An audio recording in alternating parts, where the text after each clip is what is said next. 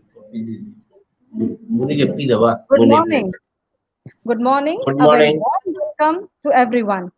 On behalf of staff of Bhilai Maitri College, I, Prabha Kurup, welcomes each and everyone in the 5 days lecture series on Insight into Research from 25 to 29th of this month. Bhilai Maitri College is started with an aim to provide facility of higher education within the reach of every section of the society and at the same time providing quality education with all required facilities. Our college aims to train the students to become worthy citizens of India by inculcating the sense of duty and discipline by imparting scientific, social, moral, and physical education under the principle of secularism. We are very glad to share that we have participants from around 24 states as well as participants from Sri Lanka. Around 412 participants here registered. With these words, I would like to invite the patron of Maitri Educational and Cultural Association, Sri S. Sajeev. Sir, please. Thank you, Dr. Prabhakarup.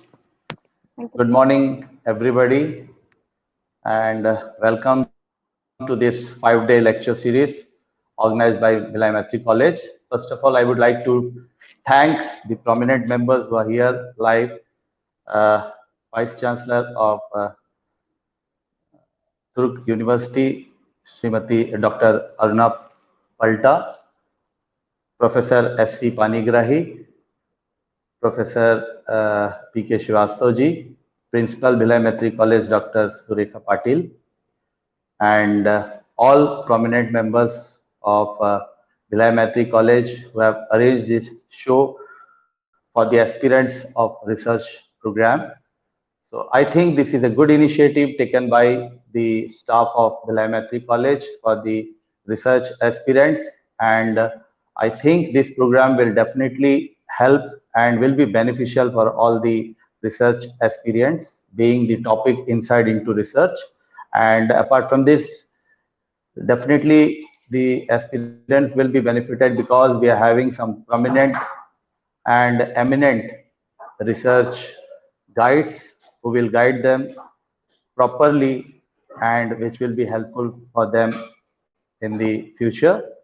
So once again, I would congratulate all the team members who took the initiative, and once again I will welcome all the guests to this 5-day lecture series. Thank you so much for giving me this opportunity to welcome you all. Thank you.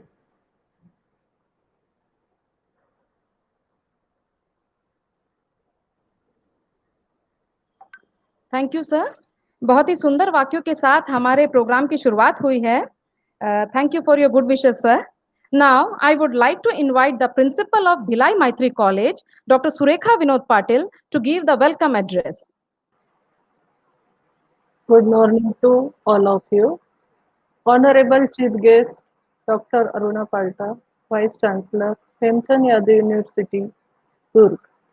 We are very grateful having such a personality who constantly think about students and teachers' welfare. In very short period, she took such steps for students as well as teachers and research scholars, which are very adorable. We are very fortunate having such a great personality as our Vice Chancellor. I, Dr. Surekha Vinod Patil, Principal, Bhilai Maitri College, heartily welcome Dr. Aruna Paltaman in inaugural function of lecture series as a chief guest. I welcome Dr. P.K. Srivastav, retired head of department, Kalyan, PG College and former principal, College of Education, Pathankot, as a resource person. I also welcome Dr. K.M. Bhandarkar sir, National President of Council for Teacher Education Foundation, India. He is also a resource person in this series. In the series of Welcome of Resource Person, I welcome Dr. S.C. Panigrahi, Professor and Coordinator, former Head CASCGC and Faculty of Psychology and Education, Baroda University. All personalities are very expert and experienced in their field of education and research. Their knowledge certainly will helpful for research aspirants as well as all of us. In this inaugural function, I extend warm welcome to our respected Madam Rajan Sudhakaran, President MECA, who laid a foundation stone of this institution. I also take an opportunity to welcome our enthusiastic directors, Mrs. Sajita Thambi, Mr. S. Sajiv, Mr. S. Sajan, whose constant encouragement motivates us to attain such a goal effectively. Also, warm welcome to all dignitaries and participants. I assure you that this lecture series certainly enhance your knowledge in the field of education and research. At last, I congratulate the convener, Dr. D. Lakshmi, Professor Bhilai Maitri College, Organizing Committee Head, Dr. Prabha Kurup, Assistant Professor, Bhilai Maitri College, and all teachers. Without their painstaking efforts, this event could not be successfully organized. I request Dr. Prabha Kurup to introduce our chief guest, Madam Dr. Aruna Palta, with her contribution in the field of education and research. Every fresh researcher, as well as all research aspirants, will certainly get motivated towards research or related tasks. Thanks everyone and welcome again in this 5 days lecture series. Thank you. Thank you, madam, for your good wishes. Now, I would like to introduce with a person who is an excellent example of women empowerment. She is the first female vice chancellor of Hemchand Yadav Vishwavidyalaya, Durg. Our honorable chief guest of today's program, Dr. Aruna Palta ma'am. She has an MSc, PhD in food and nutrition, PhD work on assessment of the nutritional status of rice mill workers of Raipur district.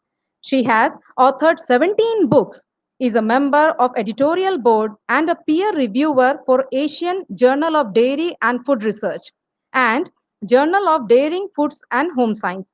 Has published 68 research papers in various referred journals.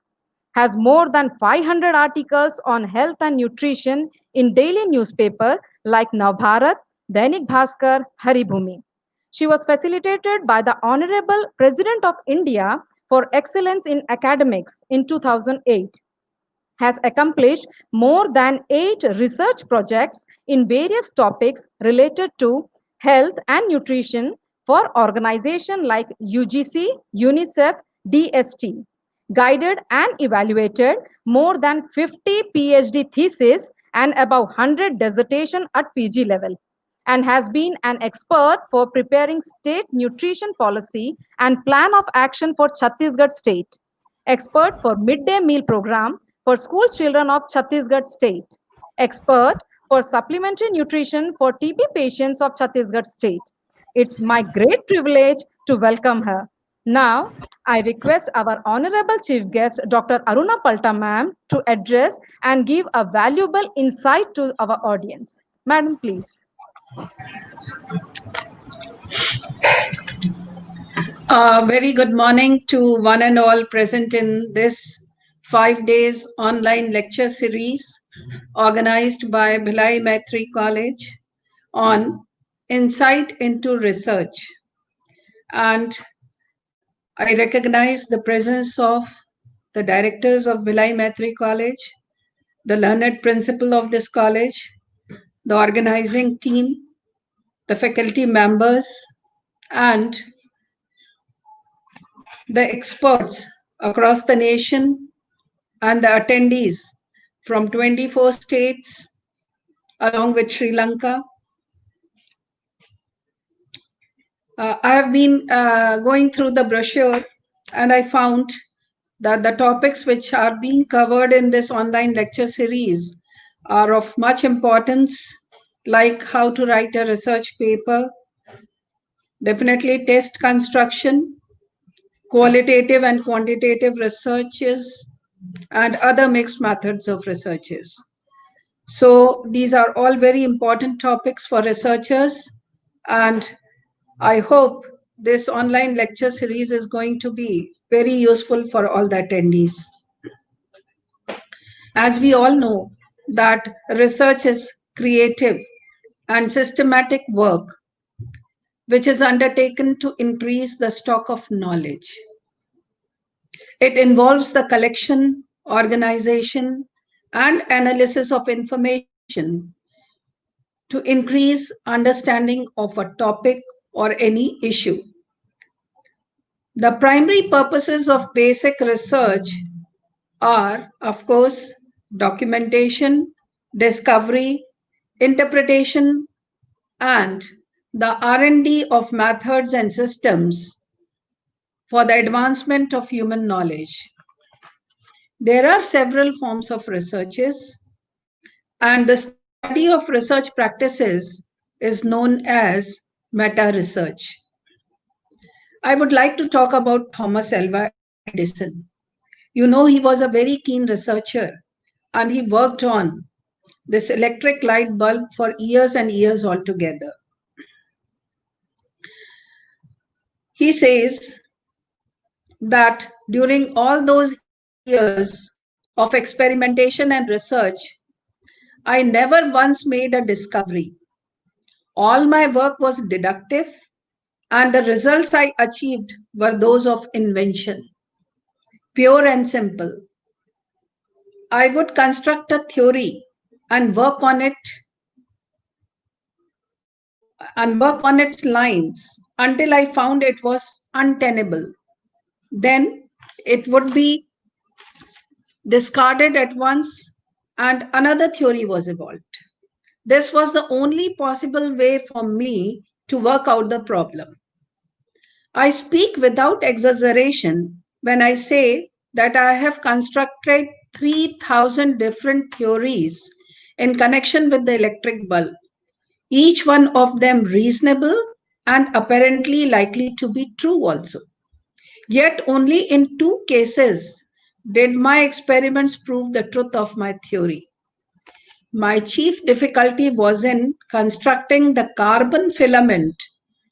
I had tested almost all the materials available until finally the shred of the bamboo, which is now utilized by us, was settled upon. This shows the patience and hard work of the past researchers and their attitude of not giving up. So, some characteristics of a good piece of research are: it should be empirical, it should be logical, it should be cyclical. That is, it should start with a problem and it should end with a problem. It should be analytical, critical, methodical, and last but not the least, it should be replicable also. Similarly, a good researcher should have intellectual curiosity and prudence. That is, he should know the right time and right place to conduct his study wisely, efficiently, and of course, economically.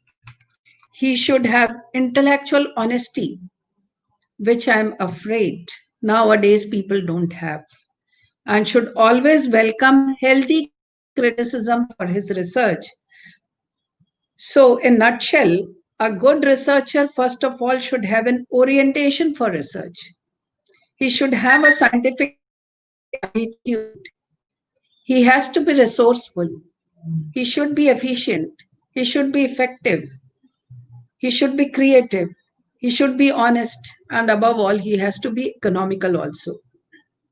So, without taking much of your time, I wish that this 5 days journey of insight into research may prove to be very, very useful for all the attendees. It will definitely add to their knowledge. Thanking once again the organizers and the college for giving me this prestigious platform to share my views with you all. Thank you. Jai Hind, Jai Bharat, Jai Chhattisgarh. Thank you so much, ma'am. Your presence and inspiring words are a source of encouragement for all of us.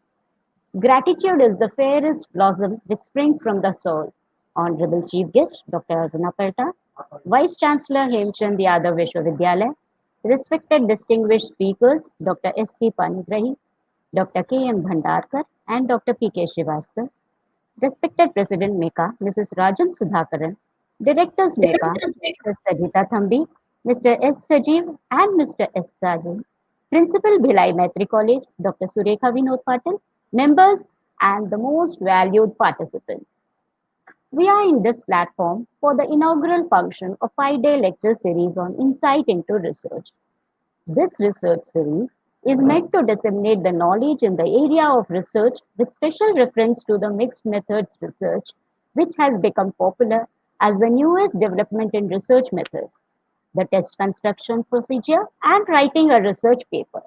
I am sure that all the participants will be benefited from this lecture series. Now, let me move on to the duty entrusted to me. Being the convener of the program, I deem it a great privilege to propose vote of thanks on this occasion.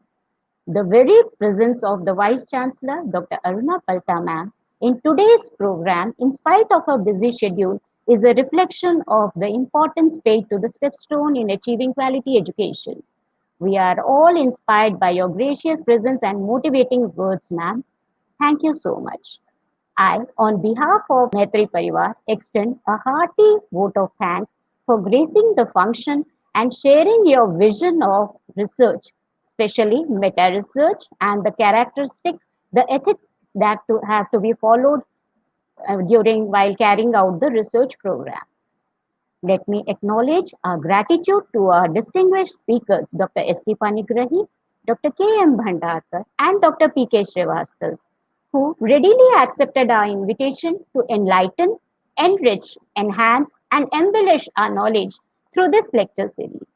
We remain grateful to our chief patron, MECA, Mrs. Rajan Sudhakaran, for her support and guidance extended to all the members of the college. Our words may not be capable of communicating our sense of indebtedness to our patrons, Mrs. Sajita Thambi, Mr. S. Sajeev, and Mr. S. Sarjan, for their enormous support and encouragement in organizing this academic event. I thank all the participants for showing interest to participate in this lecture series. I sincerely thank our principal, Dr. Surekha Vinod Patil, for timely monitoring in every aspect and support beyond the comfort zone. Permit me to mention our appreciation to the organizing committee head, Dr. Prabha Kurup, for her effort and involvement in organizing the event. We have been fortunate to be backed with a team of motivated and dedicated members. I hereby acknowledge my thankfulness for extending their willingness to undertake the various responsibilities. I keep on record my thankfulness to the technical team who have been the backbone of the event. My sincere thanks to the non-technical staff who rendered their support in all the activities. Once again, thank you one all. Now, I would like to hand over the mic to my colleague Dr. Shampa Goswami for further proceedings. Ma'am.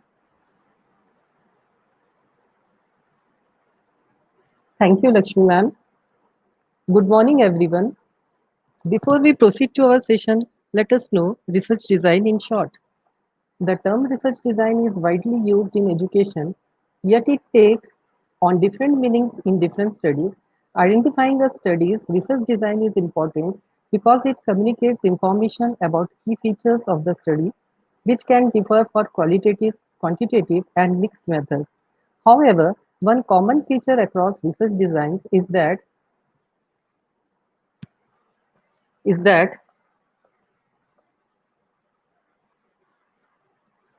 at one or more points in the research process, data are collected, although in different ways and for different purposes.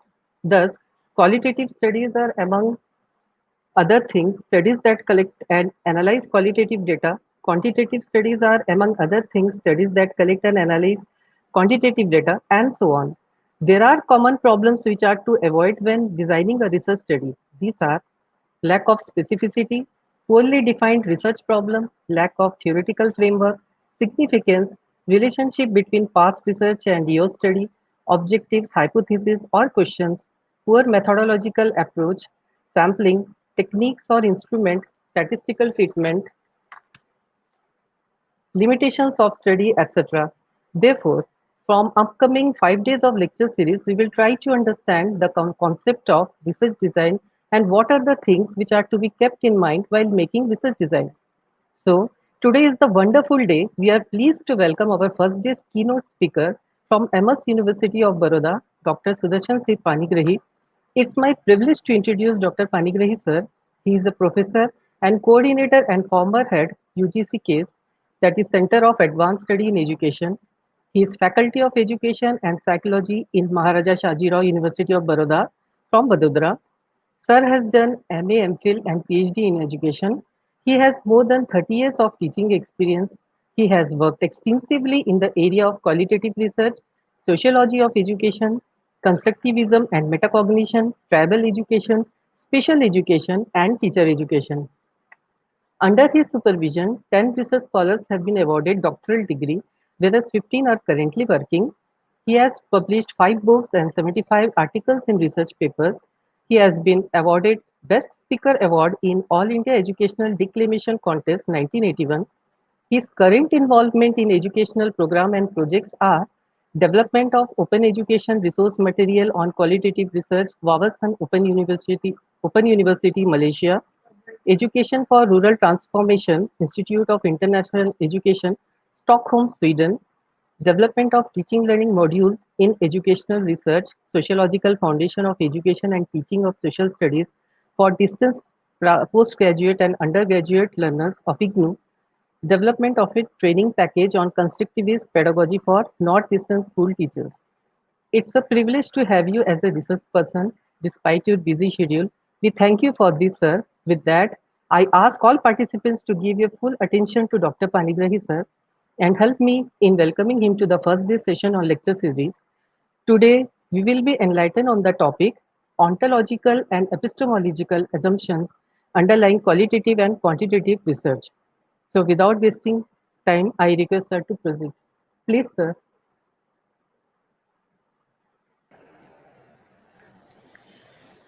Thank you, Goswami madam. Uh, give me 1 minute time.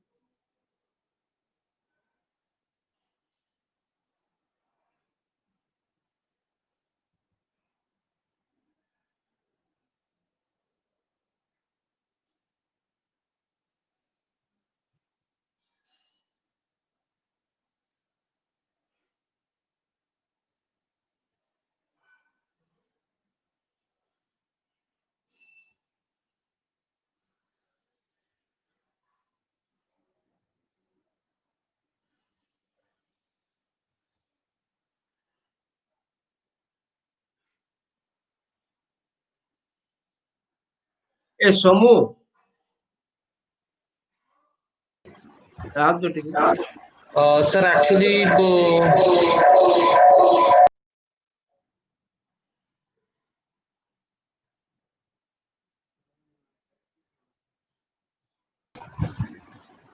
sir, actually you have shared entire screen. Please click on share screen इसको and थोड़ा minimise कर दीजिए ना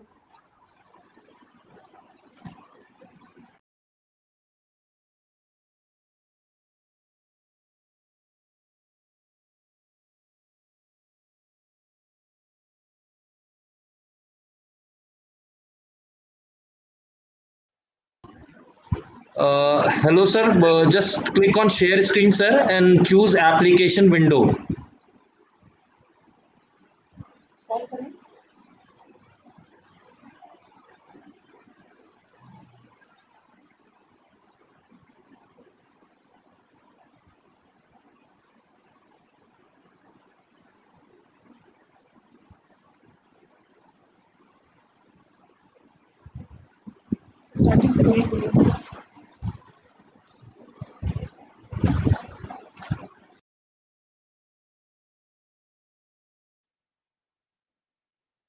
can you see me Yes, sir. Yes, sir. We can see you. See your PPT, sir. You can see my PPT, you can see Yes, me, sir. but Yes, but sir. I am not coming in the screen. What to do? No, no. Actually, you just carry on with your PPT. When you stop sharing, you'll automatically come to this screen. You are visible. Okay, so if required means if required, I can do that, or else I may. Okay, Yes, so sir. Yes, sir. okay, So you have again stop sharing, sir. wait.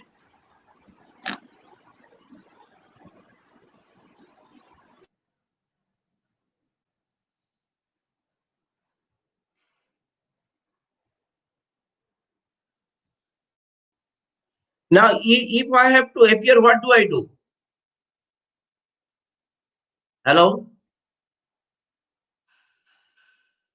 hello. 1 minute, sir. You are audible and visible, sir. You can carry on with your PPT.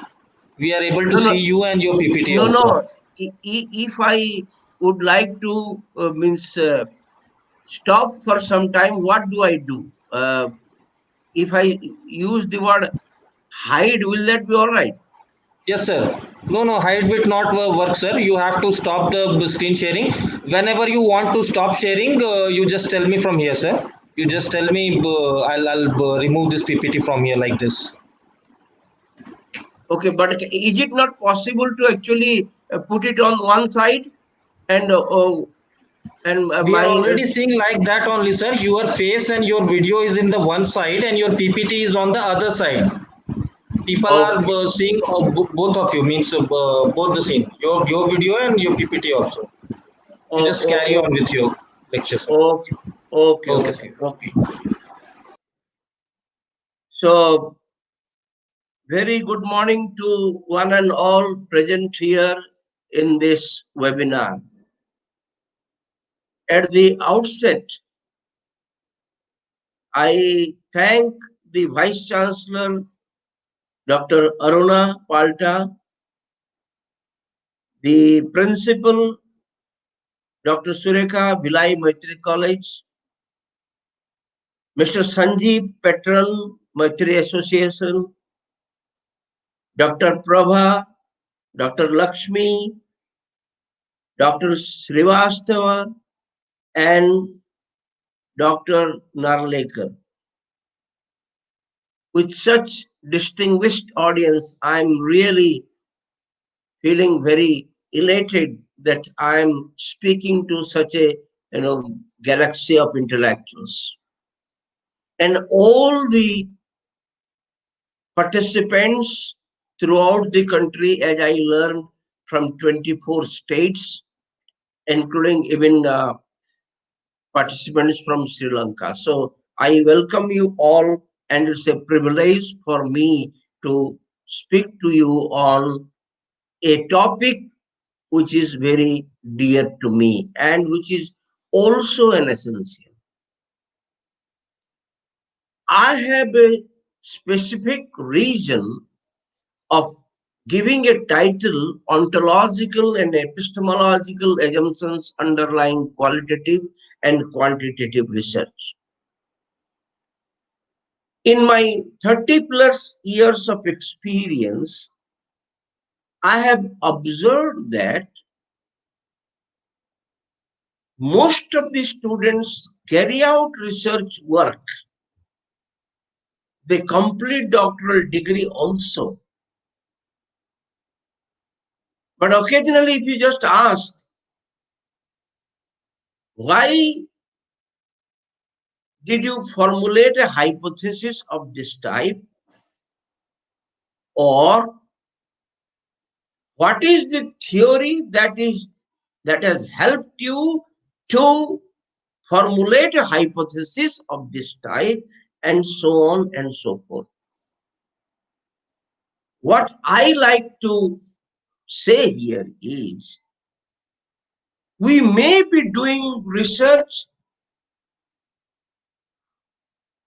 as it is because this has been done by other people, or this is how my teacher has taught me, or my guide has told me, and so on and so forth. I have a submission to the participants. Until and unless I am convinced what I am doing and why am I doing. Now, if I have to convince myself why am I doing in this manner or trying to study a phenomena in a particular manner, I need to understand the underlying philosophy. And that philosophy is based on certain assumptions. Now, why a particular phenomenon is to be studied quantitatively? Why not qualitatively? And at a later stage, why not both qualitatively and quantitatively? Now, just because now there is a trend for both qualitative and quantitative, I should study, or there is a fashion that qualitative studies are also essential, so I should study, or quantitatively it is quite convenient for me to study and therefore I should study. Now, none of these responses are satisfactory. I am of the opinion, as a student of research, if I am in a position to explain why have I taken a particular research approach in understanding a phenomena, there I am doing a great service, not only to myself, even I will be contributing to the growth of the discipline. And therefore, I have titled it The Ontological and Epistemological Assumptions Underlying Qualitative Quantity. Since I shall be speaking on mixed method also, so I thought if I create a base, then it would be quite convenient for me to explain many things.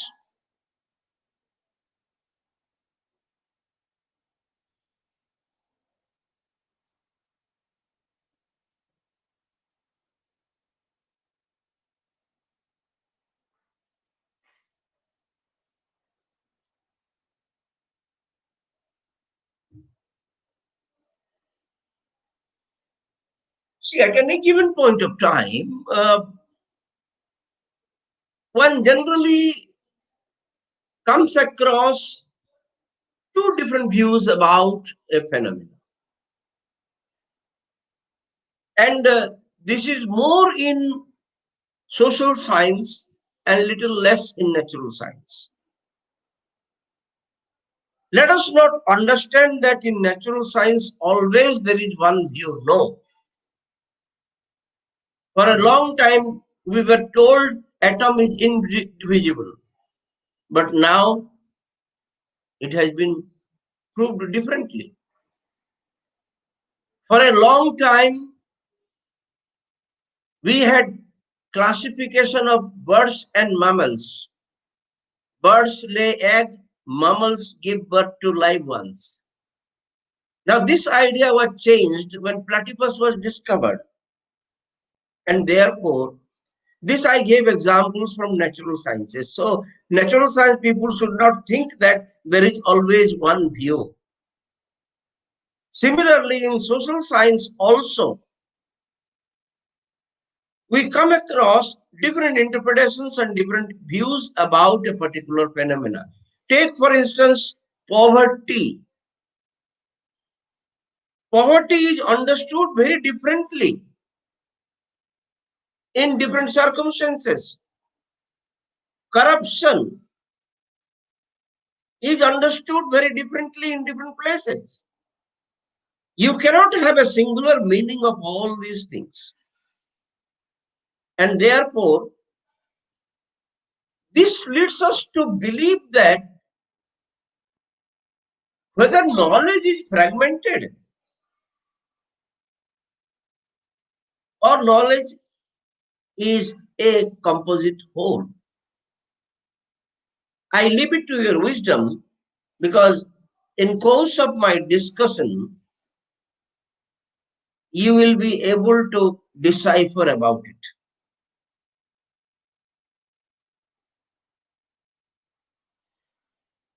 Now, since I have spoken about, the question is the knowledge singular or fragmented?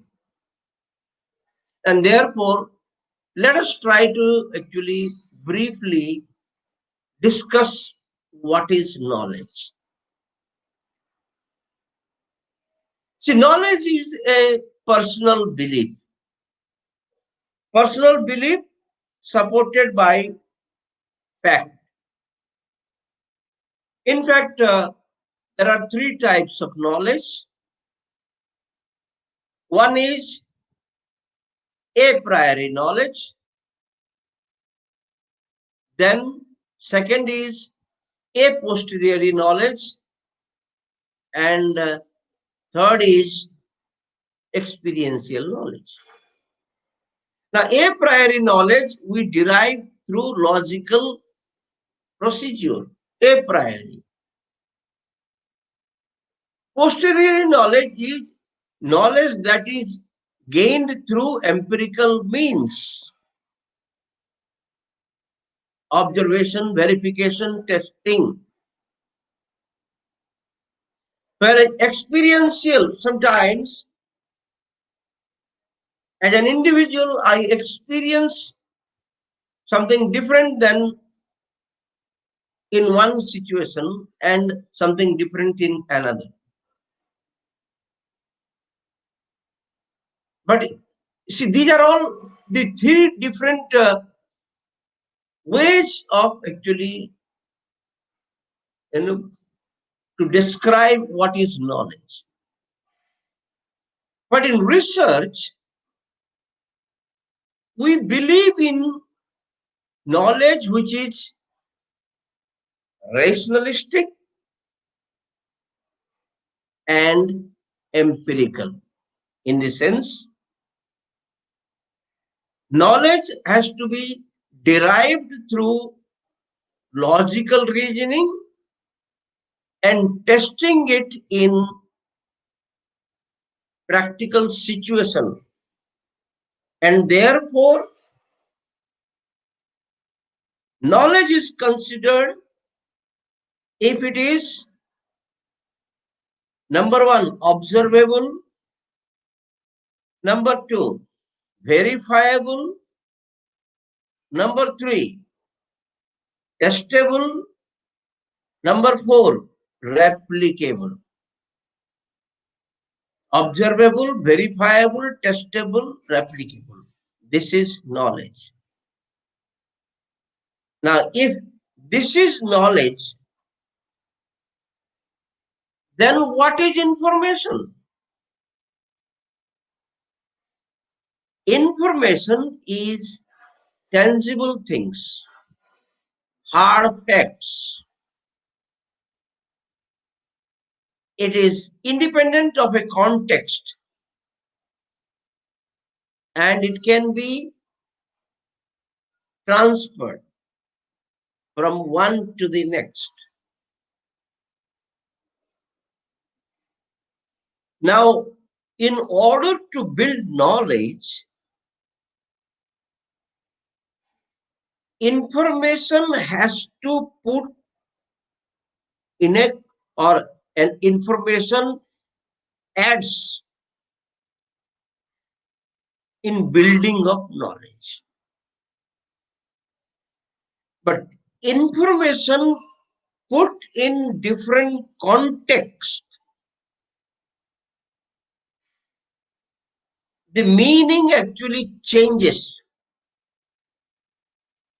For instance, When I am walking on a street and there is a big traffic,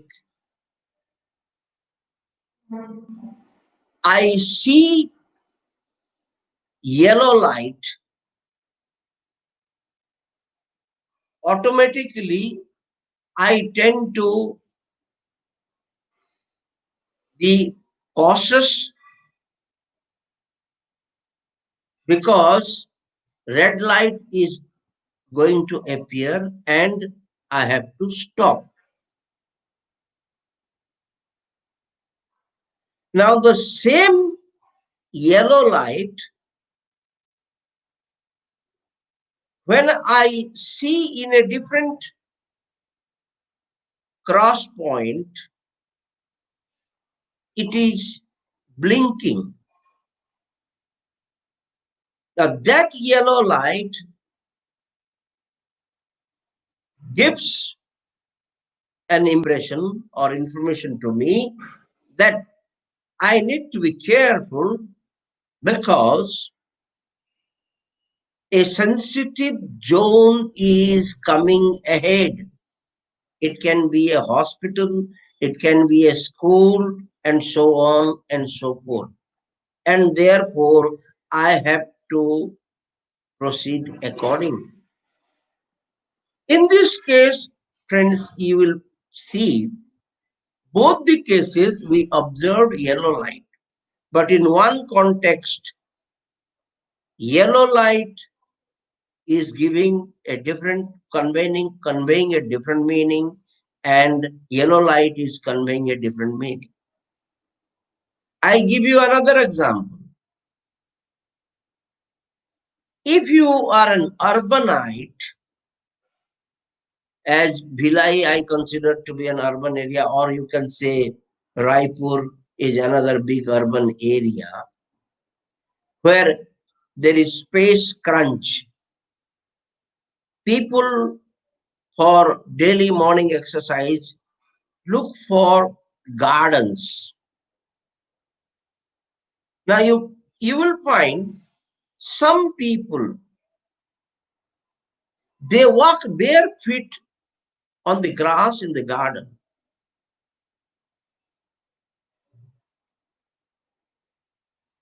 And in a rural India, in a rural village, everybody walks bare feet on the grass. Now you ask the urbanite who is walking in the park bare feet on the grass, you ask him, he will tell you so many benefits that you can accrue walking bare feet on the grass. You talk to the person in the rural area, at, at a first instance, he will look at you in a very strange manner. कि ये कहां से आ गया, इसको पता नहीं, खेत में जूते पहन के नहीं जाते हैं, खाली पैर में जाते हैं. Now, see, both individuals are having different experiences. Both are walking bare feet. So, walking bare feet is a phenomenon. That is a fact. That is an information. But a fact put in one context, that is in urban context, giving a different meaning, and therefore in a rural context it is eliciting a different kind of meaning. So the moment information is put in different context, meaning and value changes. And therefore, to conclude this talk, I would say all knowledge can be information, but all information cannot be knowledge.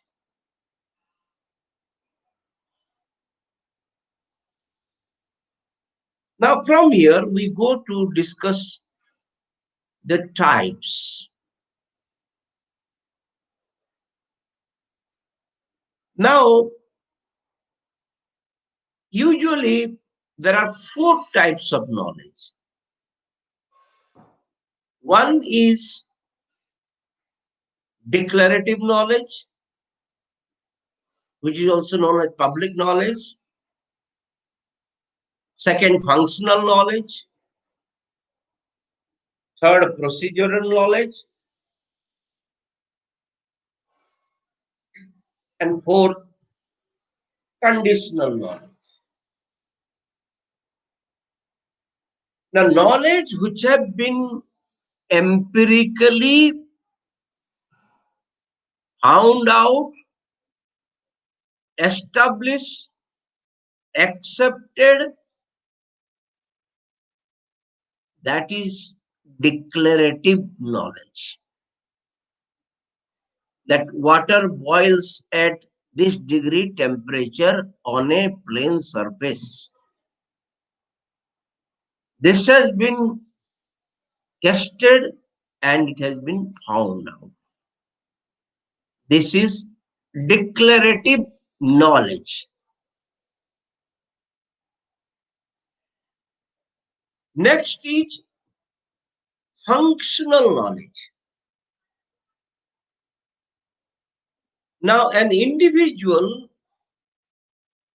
without possessing declarative knowledge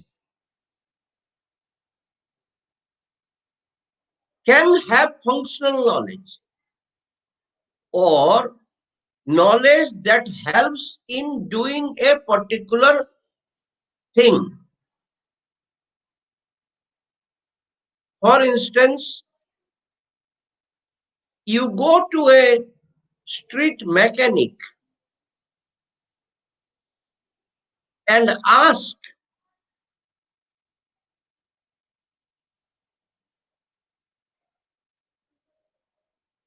how a carburetor in a bike functions.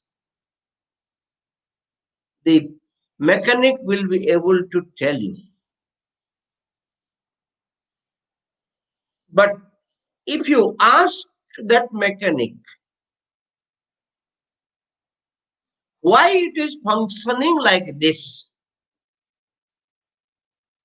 then he will say, आप अपना काम पे काम रखो ना, इस इतना अंदर क्यों जाते? Why you are bothered? He possesses functional knowledge. Like you have data and then you have statistical techniques. So it is said that when your data fulfills certain assumptions, you use these kinds of statistics. Now, for instance, if there is no homogeneity of variance,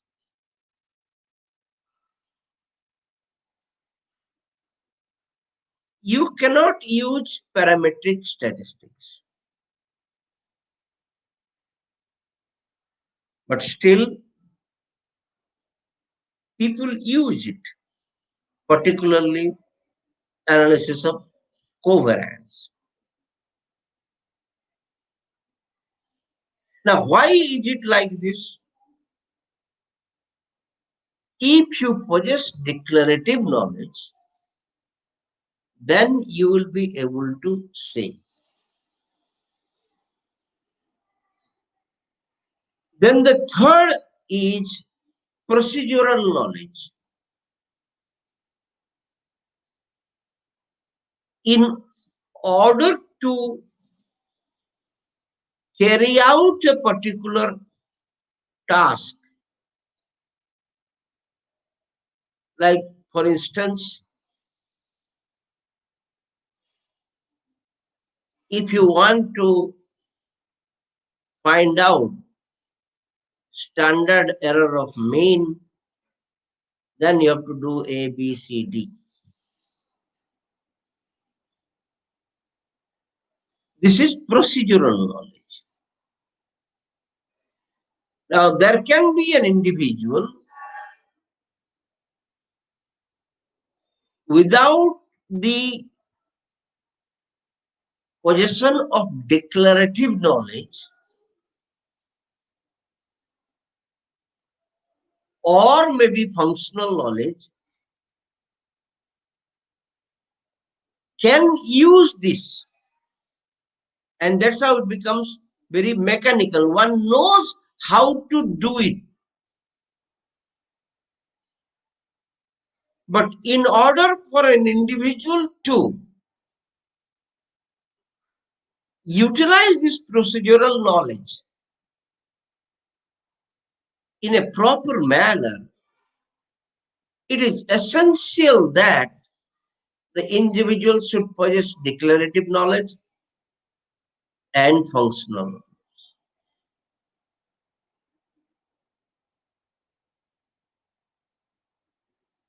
Then the fourth one is conditional knowledge.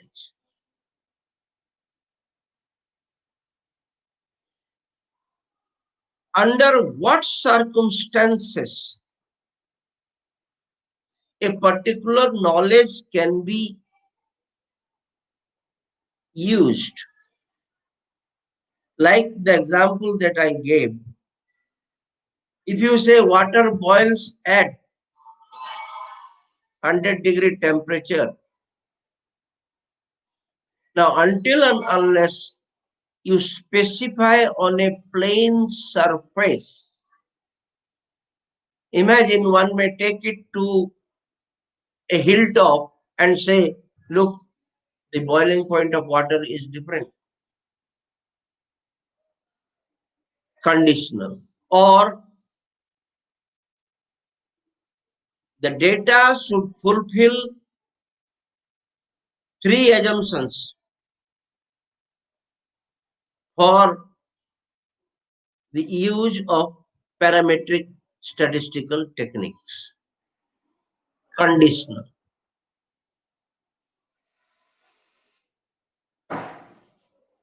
So, an individual who possesses all these four types of knowledge, declarative, functional, procedural, and conditional knowledge, is said to be possessing a holistic knowledge.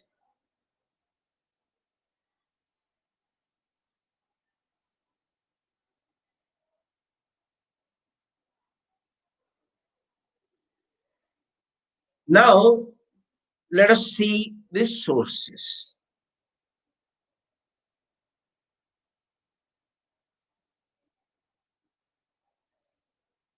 Actually, in the literature that I found, philosophy, we have 6 different sources, and it has been mentioned in Sutra literature. You can see in the screen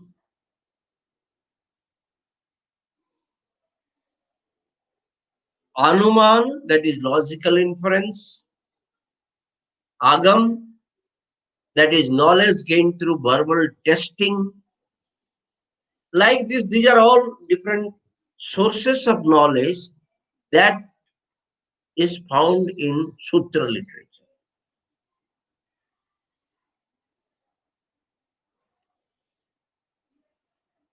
Now, Sutra literature also specifies that whichever source that you are using in order to generate knowledge, there is unity in knowledge. and it is written Gati Samanyat. In other words, Gati Janasya Ekarupat Vasravan. There is unity in knowledge. Please recall, few minutes back, I spoke to you, or rather raised a question. Is knowledge fragmented or is a composite whole?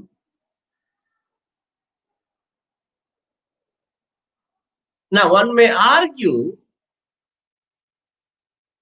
that qualitative approach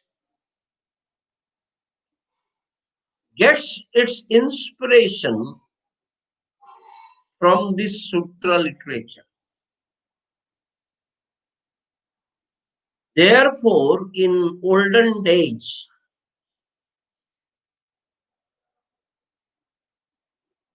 a person who would possess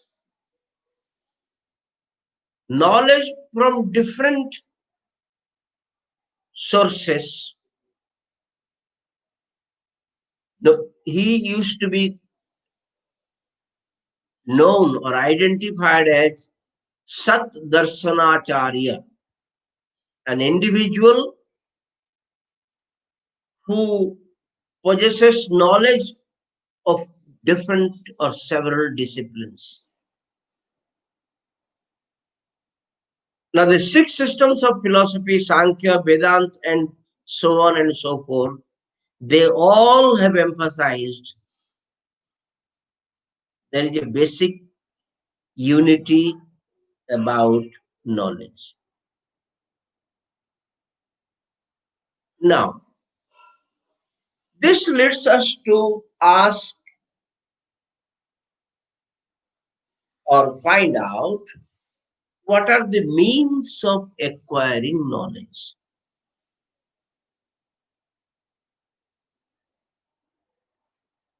Is the nature of knowledge and explanation in social sciences radically different from knowledge and explanation in natural sciences? So you may say yes or no. In this sense, social science phenomena, the nature and knowledge is different than physical sciences. If that is so, how do we recognize this distinction? That is number one question. And second is, when we say studying rocks, plants, etc., are different than studying a classroom or a social setup or any other social situation, are we not trying to assume many things? Now, this is a question that must arise in your mind if you are really interested in carrying out research. Because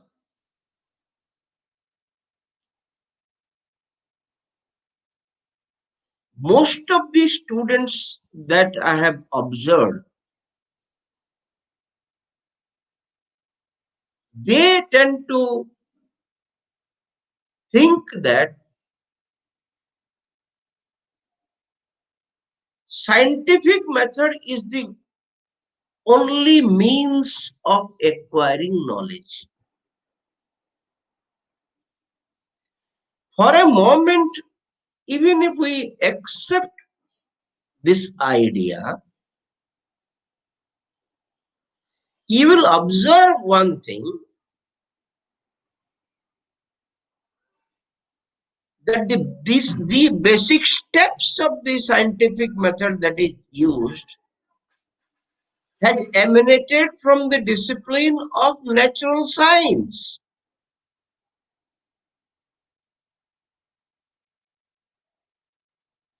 If you read literature, you will come across the rigid steps: identification of problem, statement of hypothesis, finding, testing, operationally testing situations, and then deriving knowledge. Now, this is precisely done typically in a hard science subject. And imagine when we are employing the same methodology, we also make a lot of assumptions, unlike science, natural sciences. Now you think over it. Whether yes or no, you think over it. I'll be coming in a minute.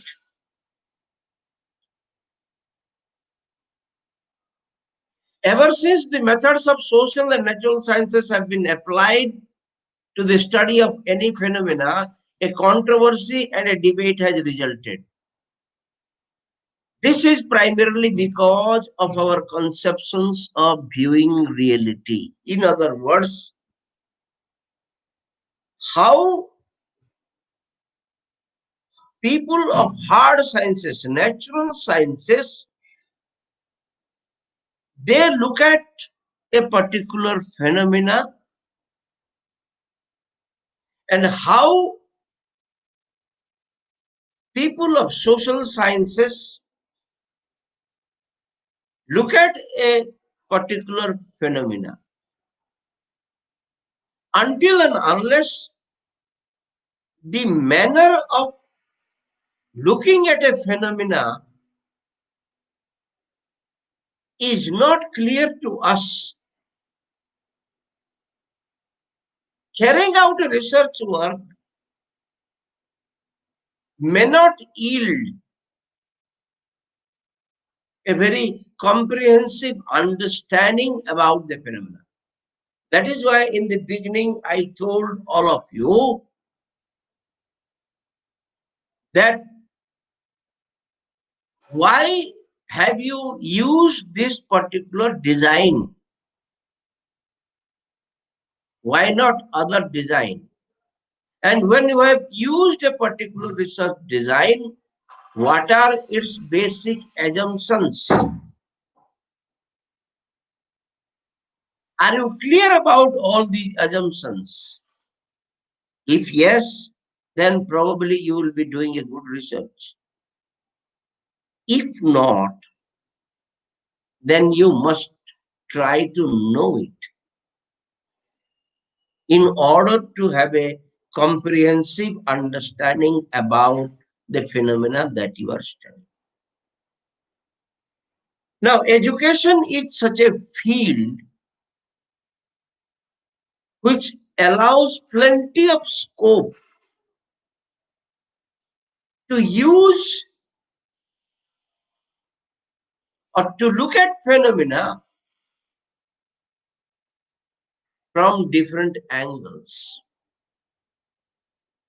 Angles, interpretations.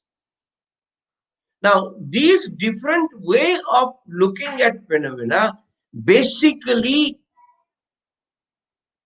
emerges from looking at social reality and how a social reality is viewed by a natural scientist and a social scientist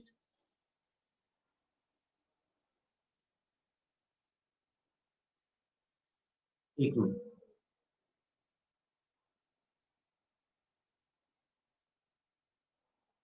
Different, whether social scientist or natural scientist, you look at the phenomena from your perspective.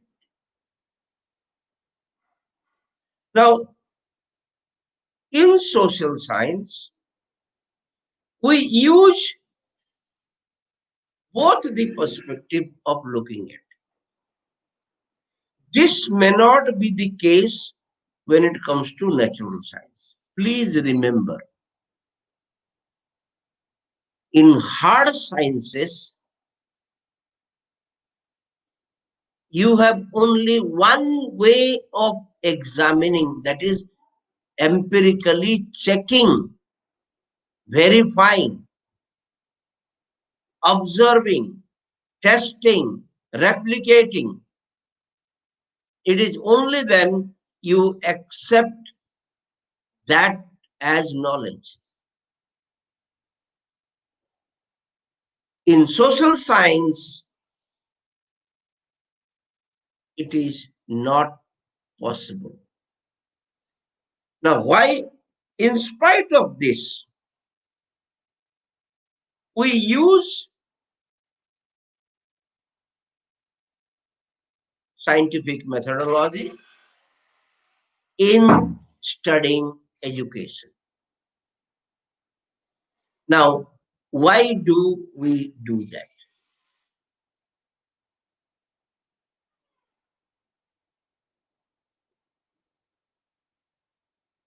Because education is a discipline that allows the use of different perspectives and different approaches.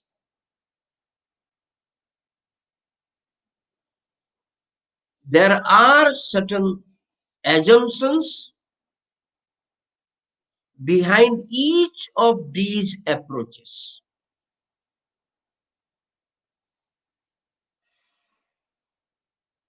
Now, you don't try to compare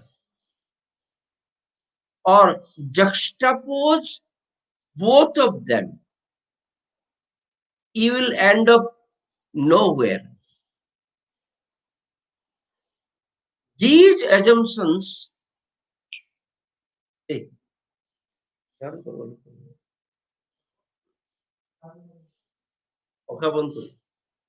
these assumptions you have to believe.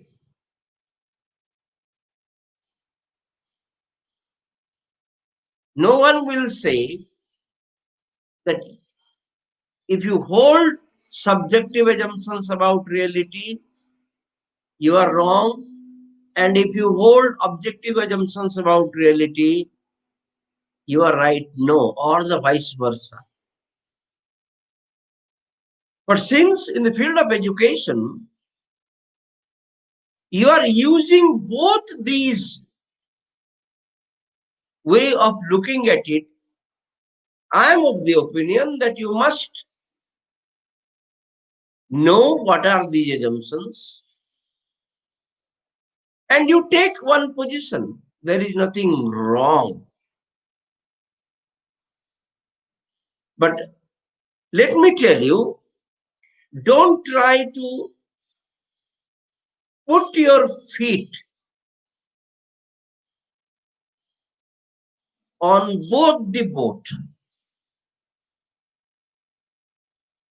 You have to accept either this or that. Believe either subjective assumptions or objective assumptions with regard to reality.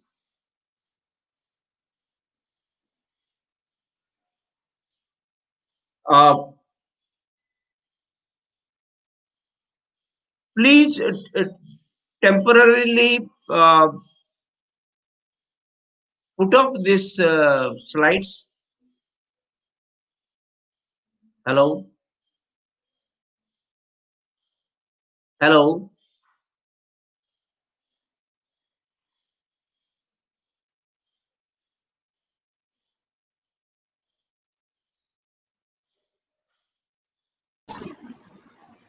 Yes, sir.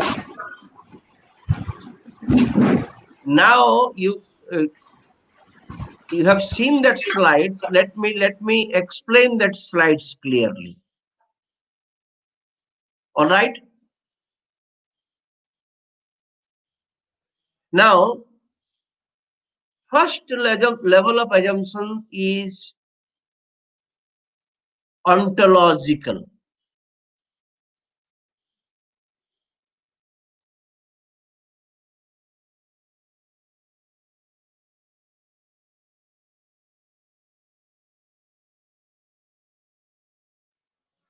Now, ontology is a branch of philosophy that deals with nature of reality. Now, what is reality? For instance, I hold an object like this. And if I ask what it is, everybody will say it's a mobile phone, smartphone, and so many other way of expressing whatever different types of expressions that are used in the society. Now that means this mobile phone has its own existence, and therefore it is independent of the knower.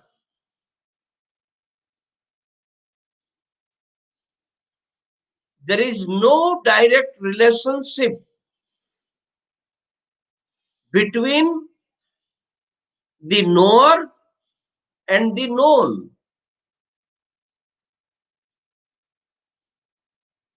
Now, if you believe that reality exists independent of my cognition,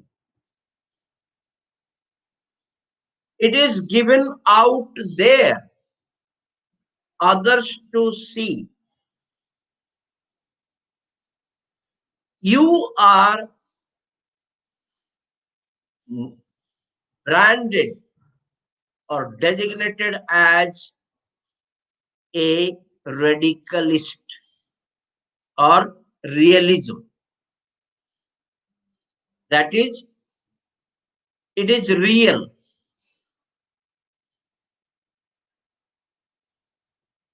That means the object exists independent of my cognition, and there is no relationship between the knower and the known. Now imagine another situation. Who said to you this is a mobile?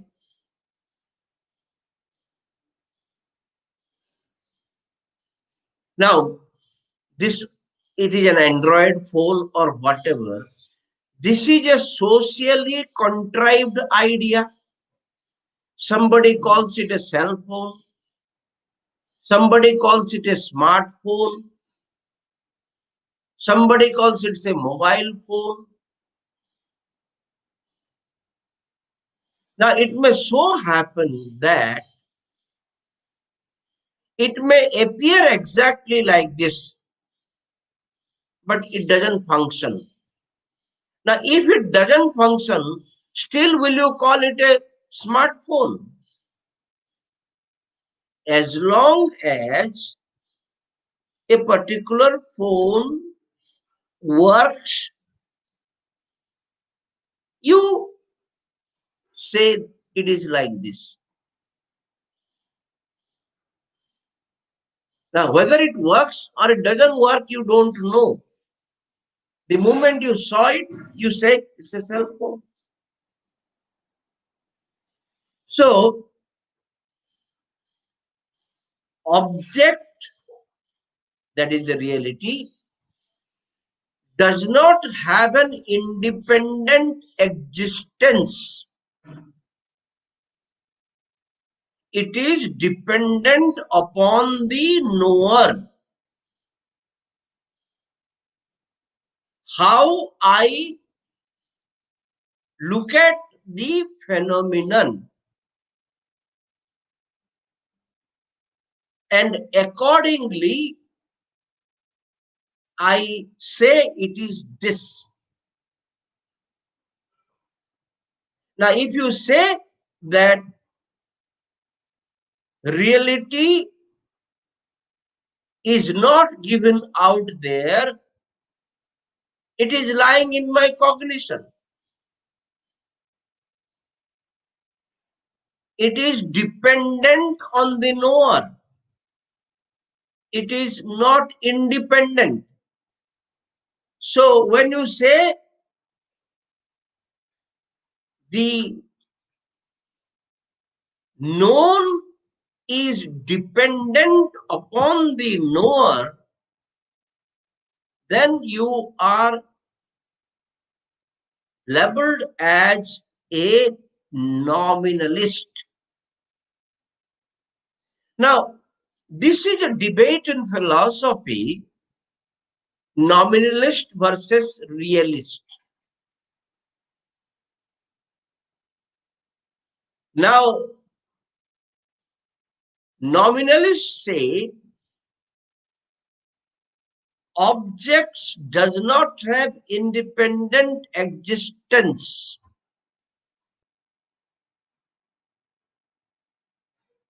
But realists say objects have an independent existence. And so,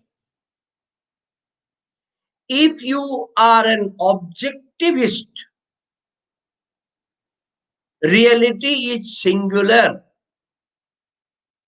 But if you are a subjectivist, that is nominalist, reality is multiple.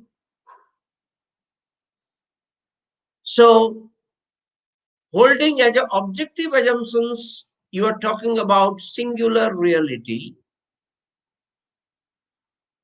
And if you hold subjective assumptions, you consider reality as multiple. Now, choice is yours. You can either agree to this or accept subjective or objective assumption. Now, once you have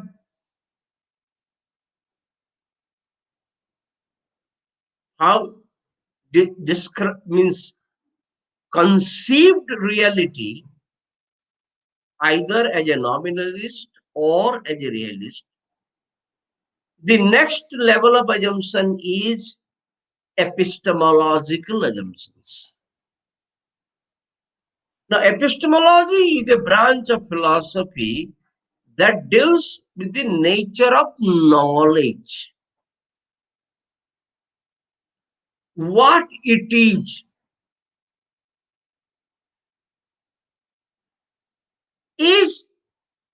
the nature of knowledge hard and tangible? For instance, this is a book on research methodology. Imagine this is a book on research methodology, and in this particular page, there are different meaning and definition and characteristics of research is being written here.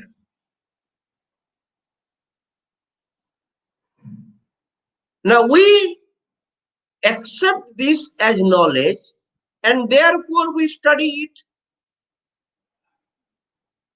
That means knowledge is hard,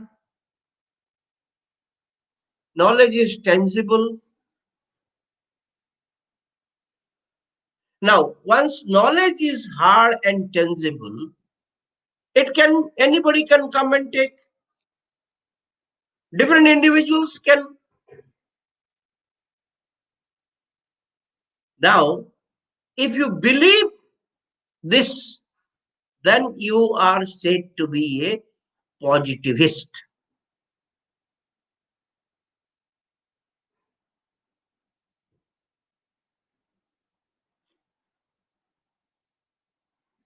Now you consider, if what was written in that particular book, if that is knowledge, when individuals are asked to express the same, why you come across different way of expressing things? I'm not talking of those individuals who cram the whole thing and reproduce. But if I ask a question, what is research and etc., etc., you have your own way of describing it. So, if there are 30 students in a class, you may come across 30 different way of expressing the same. That means the manner in which they have expressed, that is knowledge for them. If that is knowledge,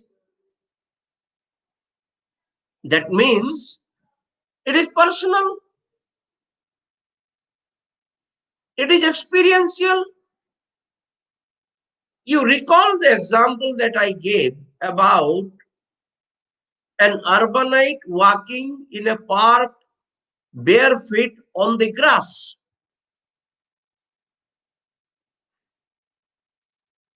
See his way of explaining you what are the benefits of walking bare feet on the grass. And look at a farmer who always walks bare feet on the grass, and his explanation, he says, this is a sacred place for me because I earn my livelihood from here. It gives me food. It is a means of survival. And therefore, I consider it to be a sacred place. And we never wear a shoe or a footwear to enter into a sacred place.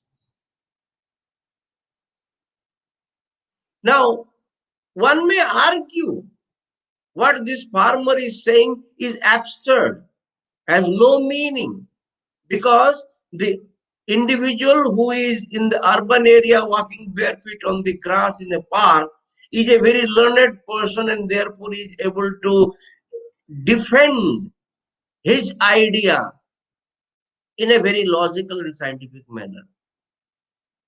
Well, choice is yours. You have to either accept or not to accept.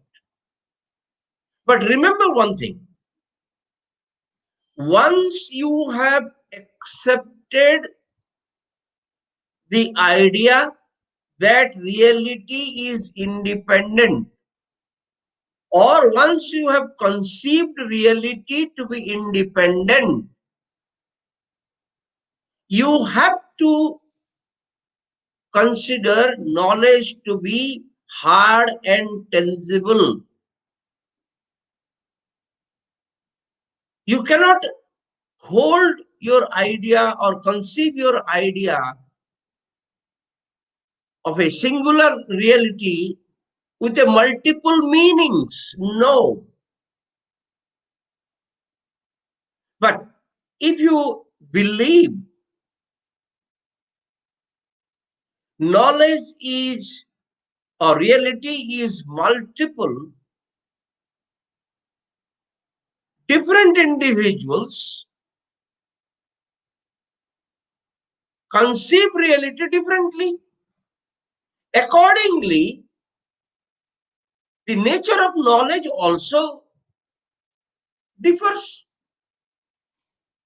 And therefore, knowledge in this case is soft, personal, experiential, and sometimes even transcendental also. So, now, once you have aligned yourself to either objective assumptions with regard to ontology, with regard to epistemology, and subjective assumptions with regard to ontology and epistemology, the third level is with regard to human nature.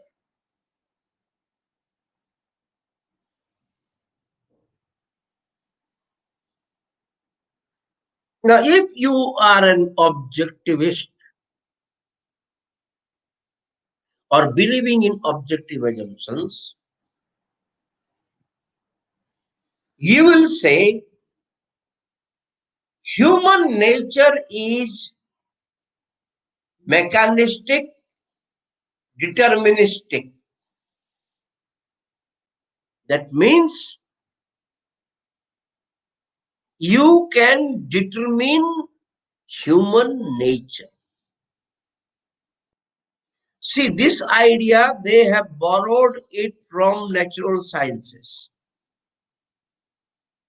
Like if a scientist is examining a rock, whether he examines in Switzerland or he examines in India, is the same in the lab conditions.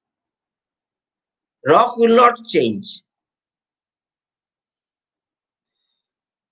Similarly, in the field of social science also, there is a belief that you can determine human behavior. In fact, with this idea only,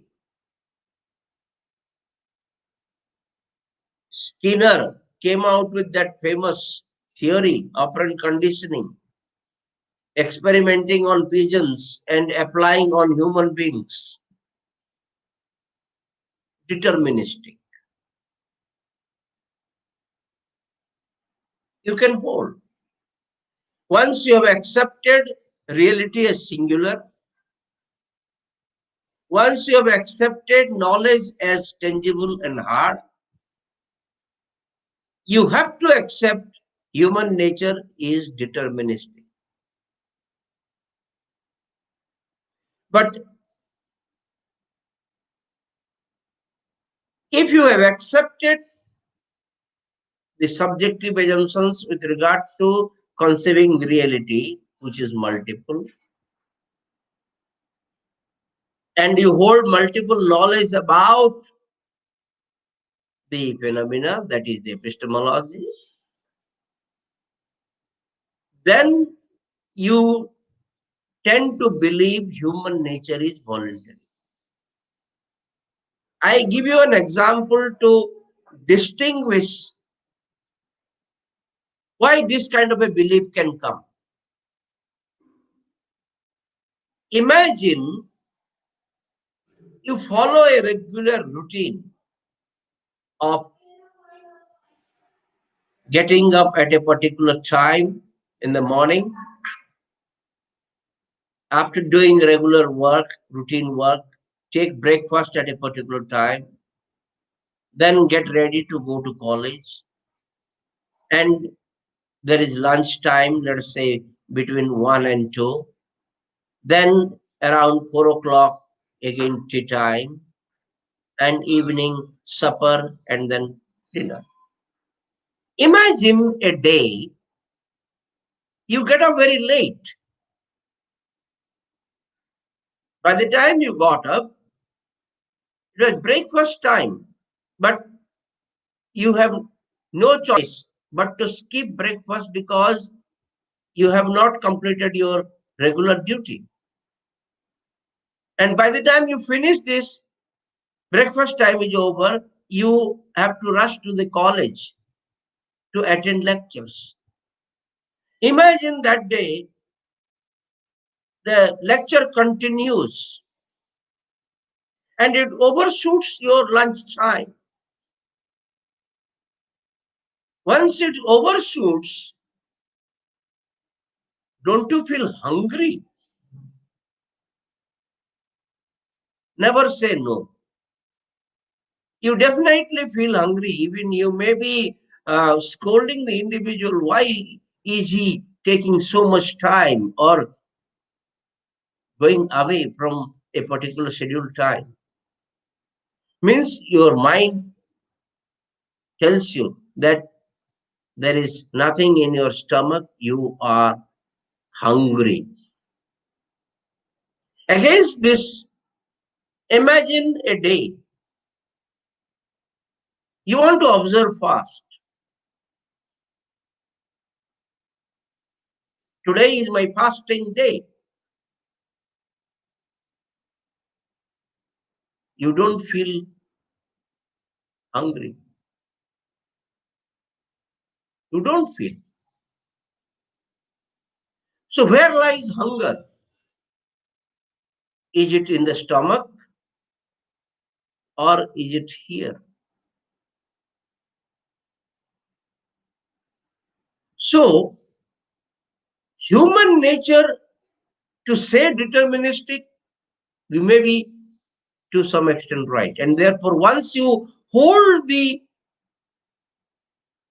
conception of objective reality, then epistemologically knowledge as tangible, then human nature has to be deterministic. Whereas if you hold subjective assumption, human nature is voluntary.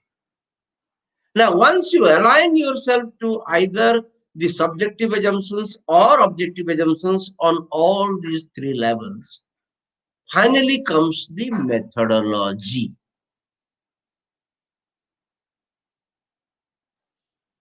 Now, since you are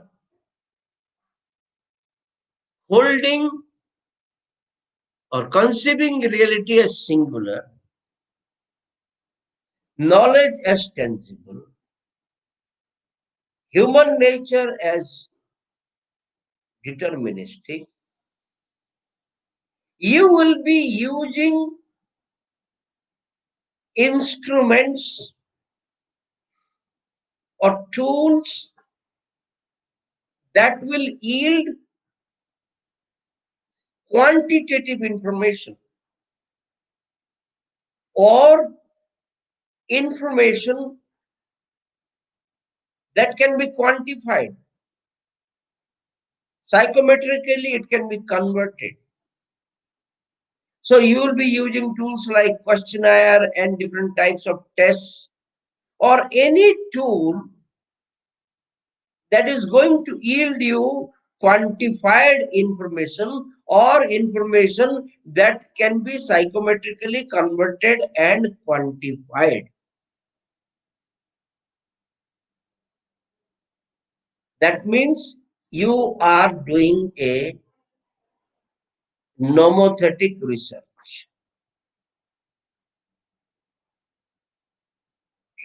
Nomothetic in the sense trying to discover general laws that governs the society.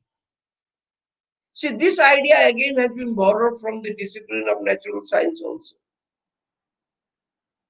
A particular physical principle or principle of physics that operates everywhere throughout the world, even in space.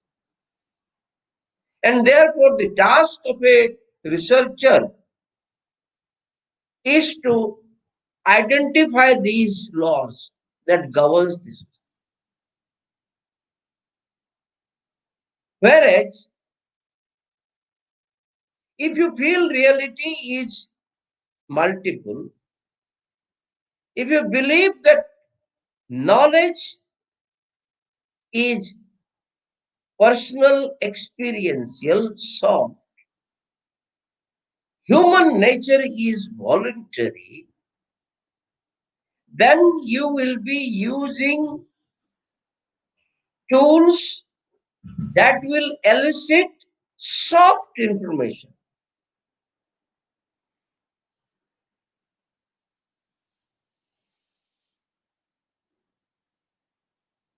Then you are said to be doing ideographic research.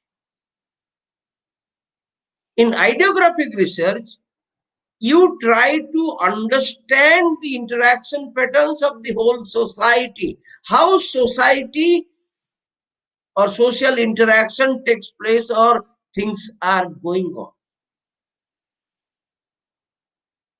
So, tools like focus group discussion, in-depth interview, participant observation,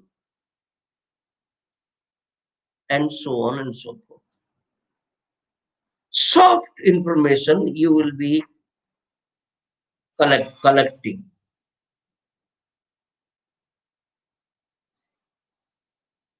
Now, those who adhere to the subjective assumptions, they are said to be doing qualitative research. And those who adhere to the objective assumptions, they are said to be doing quantitative research. Now I am sharing the scheme.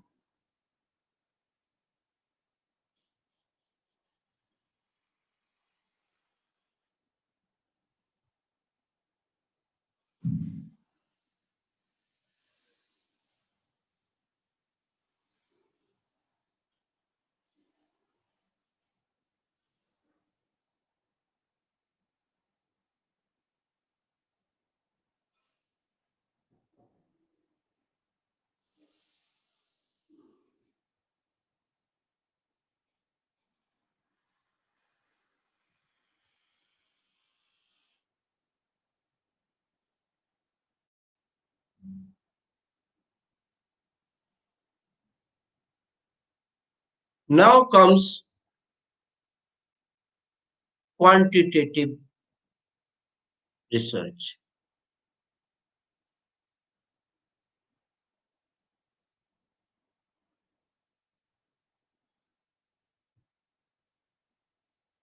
A quantitative property is one that exists in a range of magnitudes and can therefore be measured. I just spoke a minute ago that information that is obtained and that can be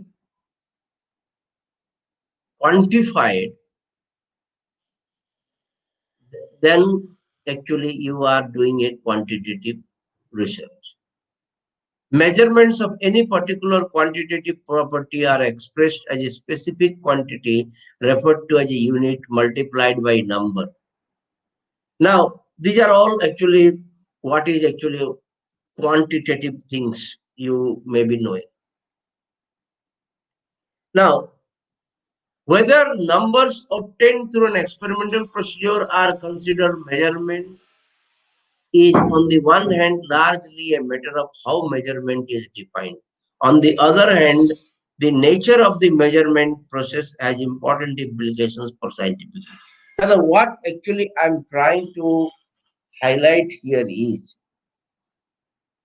just because I told you that information that is obtained uh, in a quantified manner or information that can be converted into a quantified form, you are said to be doing a quantitative research, and the opposite is qualitative. This does not mean that any number or any research work where number is involved is quantitative, or any research work where description is there is qualitative. Please do not understand in this manner. Whether a particular piece of research work is quantitative or qualitative is dependent upon the assumptions that you hold. Number is not the prerogative of this quantitative only. You can use numbers to the extent, but certainly not those statistical techniques that are employed in order to analyze a quantified data.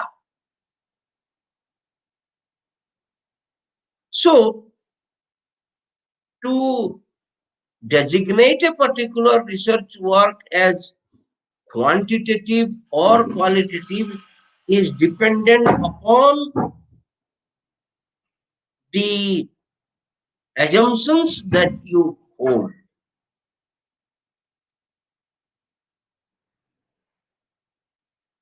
Now, when you hold this quantitative idea, then these are the things that actually you accept it. Human behavior is rule governed. I already discussed that is deterministic. The objective of the researches is to identify the law-like regulations of reality. I told you how the world is governed. So the task of a researcher is to, to discover these things. Then variables and concept needs to be clarified precisely and operationalized. See, we write that I use this term in this particular study in this manner. Data should be quantifiable. Empiricism, determinism, parsimony, verifiability, and replicability. In the sense, any information that is empirically not found is not accepted. So, it has to be found empirically. Now, once it is found empirically, means you will be able to determine what will happen when you use a particular piece of information.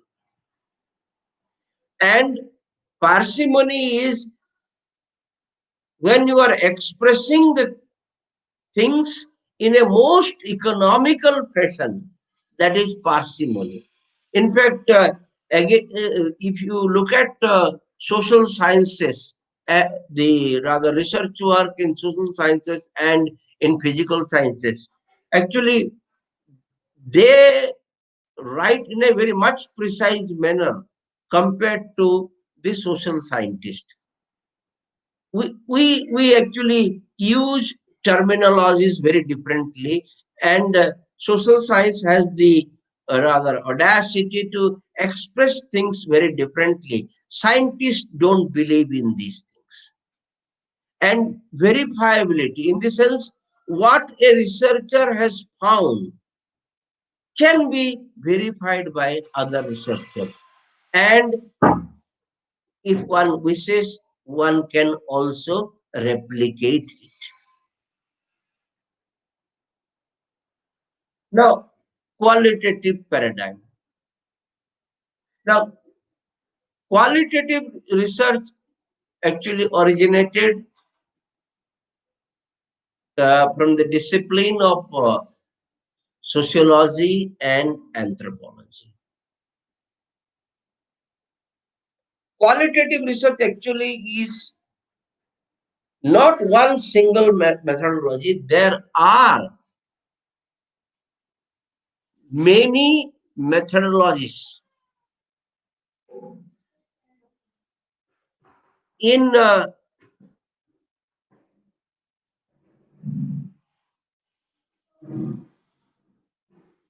in quantitative approach, you have only one methodology, that is scientific method. Whereas when it comes to qualitative, there are many methodologies. You have case study, you have phenomenological study, you have ethnographic study, you have interactionist study, you have feminist studies, and so on and so forth. And each of these are different approaches. And again, those approaches, they have their own set of assumptions. Broadly, the assumptions that I discussed in this slide, the objective and subjective dimensions of the viewing reality. Broadly, the subjective assumptions covers this entire qualitative research. But as I told, there are different variants of qualitative research. And each of those variants, when you are using a phenomenological research, when you are doing an ethnographic research, when you are doing a case study research, when you are doing a feminist research, they have again further, they have their own set of assumptions, of course, quite akin to these broad assumptions. Whereas these objective assumptions, as I told, in quantitative, you have only one methodology, that is scientific methodology. There is no other, no second, only scientific method. And the moment you talk of scientific method means these are the basic assumptions actually that is behind scientific method.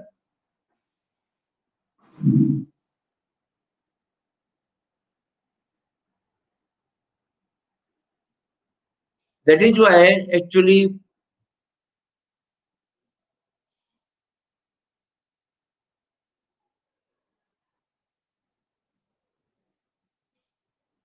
you see this definition. Qualitative research is an interdisciplinary, transdisciplinary, and cross-cuts the humanities and the social and physical sciences. Qualitative research is many things at the same time. It is multi-paradigmatic in focus. Its practitioners are sensitive to the value of the multi-method approach. They are committed to the naturalistic perspective and to the interpretive understanding of human experience. At the same time, the field is inherently political and shaped by multiple ethical and political positions. Now, if you look at this meaning of this particular qualitative research, you will realize these are guided by different assumptions and different philosophical positions. And therefore, many a times it has been criticized that qualitative research being subjective, they don't accept. Of course, qualitative researchers, they say subjectivity is the hallmark. That is how one will be in a position to see the different dimensions of a particular phenomena. It is only then you will be able to see it in a holistic, comprehensive manner. And if you are looking at it, then it has to be subjective. So, subjectivity does not mean haphazard or anything that is liked by researcher. It is not the case. It is also, see, any research work is a systematic. Systematic in the sense there are procedures of doing it. But when the moment you say systematic, like in scientific method, you have this, you have this, you have this, you have this. You cannot actually decide at this stage of data collection that I need to change my sample. Whereas in qualitative research, you can do that. You have that liberty of changing the sample, even at the stage of data collection or data analysis also. Whereas in quantitative researches, these things are not there. In other words, rigidity is the hallmark of the quantitative design, and flexibility is the hallmark of qualitative design.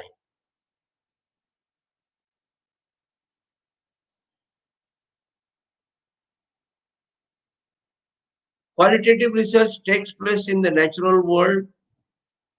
It uses multiple methods and it is emergent in the sense you cannot decide in the beginning right from the table. As you enter into the field, it evolves. It is fundamentally interactive. Actually, we interact with the data. Whereas in quantitative research, we don't interact. We prepare certain instruments, we distribute those instruments to the participants or to the sample, and then we collect information. Now, in this case, it is not done in the same manner.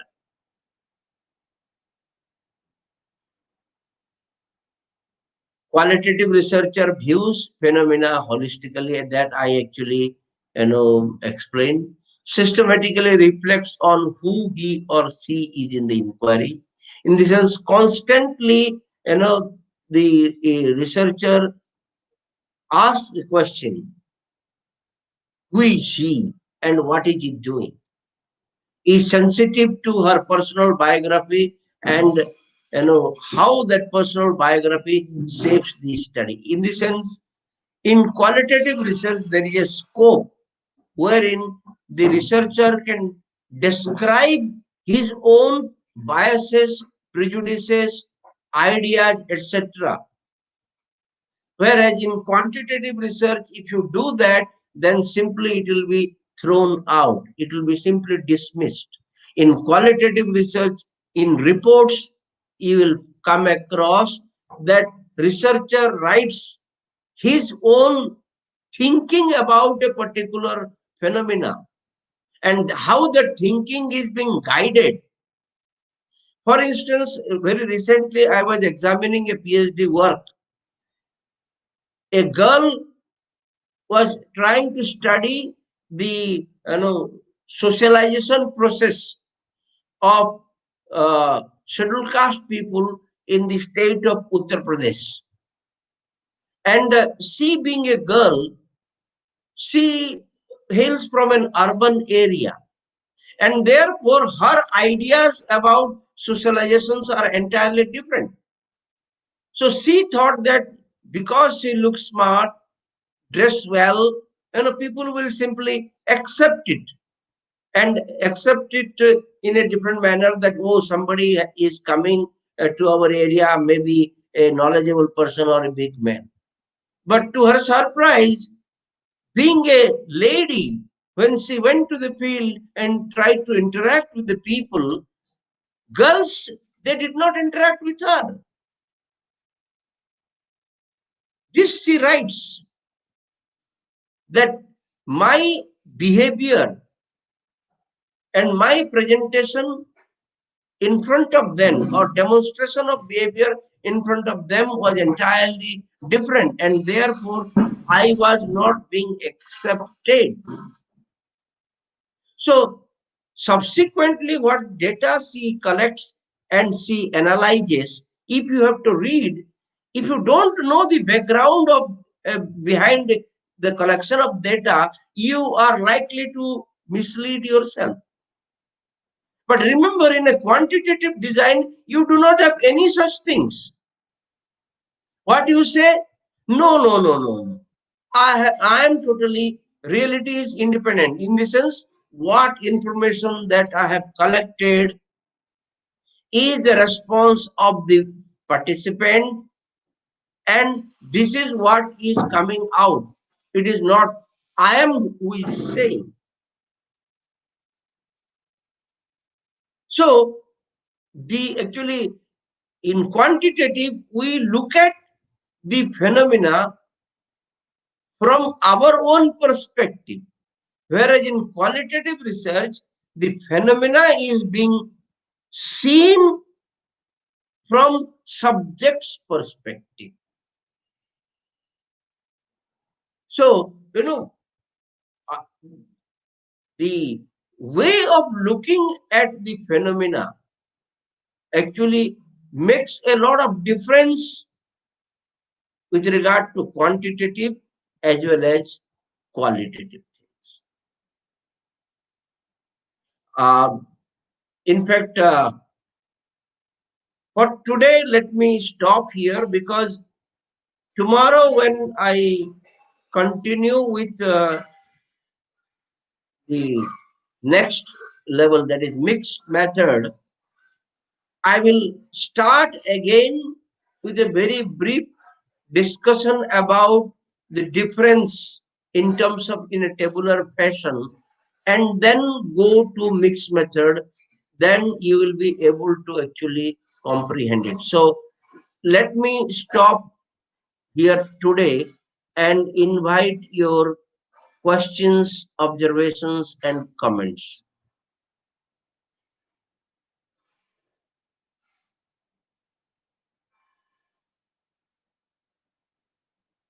Yeah, you can actually. I have now. It is over to the organizer. If you have any, if the participants have any questions or query, Goswami madam. Yes, sir. Thank you, sir, for framing and conceptualizing today's theme, that is ontological and epistemological, based on ontology and epistemology, nature and methodology, human nature and methodology, importance of qualitative research focused on multi-paradigm. Sir, one question arrived. Um, I hope it will be very useful for participants. For that, thank you. One question arrived, sir. Give one example of qualitative research in education with one topic related to school students. Shall I No, in repeat it the, again? yeah, please. Give one example of qualitative research in education with one topic related to school students. Educational experiences of scheduled caste students in a village school. How scheduled caste children For which edu- age? e- For school students. educational in the sense, madam, the same they look at this title: educational experiences of scheduled caste people, students in a village school.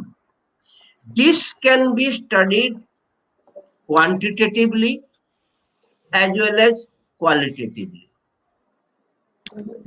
If you are interested to study this particular research problem in a quantitative perspective, then you will be using a tool with regard to measuring what is educational experiences. So you will prepare a questionnaire or maybe an interview schedule, and then you will collect information. Now, this can be a quantitative study, whereas a qualitative researcher will use observation and interview and will describe what students feel about it, about the school, or about the manner in which they go to school and study. So phenomenon, how to look at it from what angle is dependent upon the researcher. Now, in the advent of the mixed methods design, you have the liberty to look at a particular phenomena qualitatively as well as quantitatively. So, exclusively, you cannot say, means that a particular study, when you just, what are the different kinds of variables that are being used in that, whether it is measurable or not measurable, quantifiable, not quantifiable, all these things will determine what a qualitative study can become and what a quantitative study can become.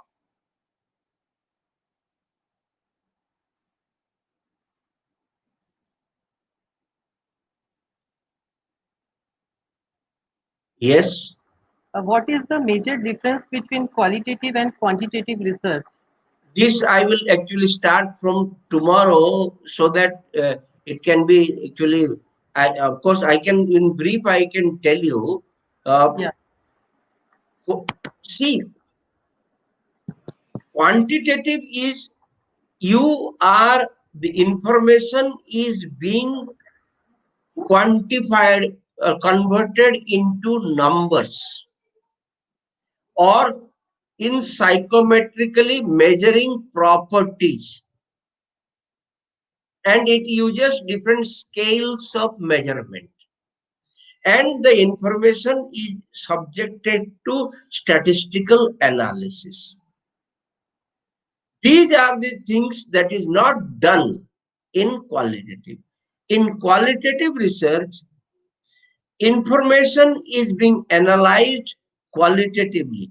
There is a great deal of difference between qualitative analysis of qualitative data and qualitative uh, analysis in a quantitative data. For instance, we use the word content analysis, you may be knowing. Content analysis is done very differently in qualitative research and in quantitative research. In qualitative research,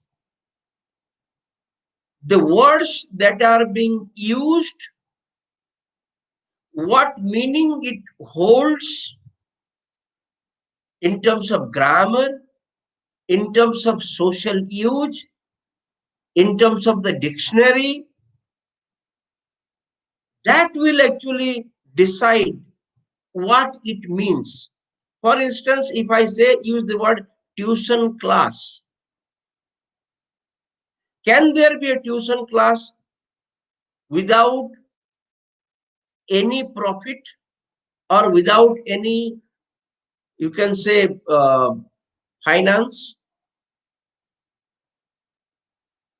Now here, the moment we use the word tuition, means it is private. But if you look at the meaning of this word tuition in Oxford Dictionary, even the fees that we give while studying in college is also known as tuition fees. So the term tuition, how it is being used.